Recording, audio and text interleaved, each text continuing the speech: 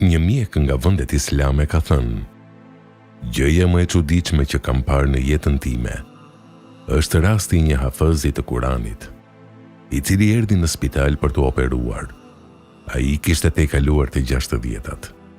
Mjekra e tij ishte e thinjur, kurse fytyra i ndriçonte dhe i shkëlqente.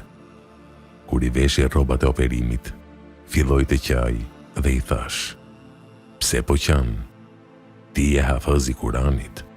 Fytyra jote po shkëlqen. Ti je imami ynë. O birim, pasha Allahun, unë nuk qaj nga frika e vdekjes apo nga frika e operacionit. Subhanallah. Po pse po qan? I thash unë. U interesova se sa do të zgjas operimi, edhe më thanë se ka mundësi të zgjas më shumë se 4 orë. Po, ka mundësi të zgjat 4, 5 apo 6 orë. Falënderimi i takon Allahut, tha plaku. A je i friksuar? E pyeta unë. Kurse ai e mohoi këtë. Mirë atëherë, përse po qan? Pasha Allahun, po qaj se sot nuk mundem ta lexoj pjesën e Kuranit që e kam të caktuar. U përgjigj ai. Sa lexon nga Kurani brenda ditës? I thash. Allahu është meritor që unë e përfundoj leximin e Kuranit në çdo 3 ditë. Pra, unë në ditë lexoj nga 10 xhuza.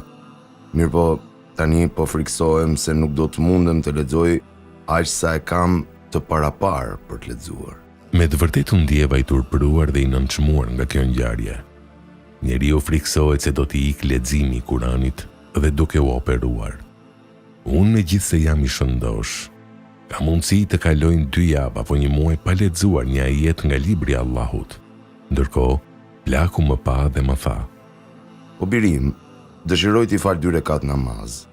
Edhe kur të më vendosni në vendin ku do të më operoni, ju lutem më lini 1 orë të plot që ta lexoj pjesën e caktuar të Kuranit. Pasi të kaloj 1 orë, le të vi mjeku edhe le të më japin anestezin. E lusë Allahun që të na jap sukses në këtë operacion. Kështu, e vendosëm në sallën e operimit dhe e lam të rri 1 orë.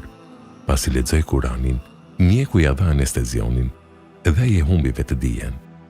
Mjekët e tjerë ju afruan për ta operuar, kurse ai, gjatë tërë kohës që operonin, lexonte Kuran me zë të lartë. Pasha Allahun, nuk ndalej se lexuari librin e Allahut, edhe pse nuk ishte në vetëdije.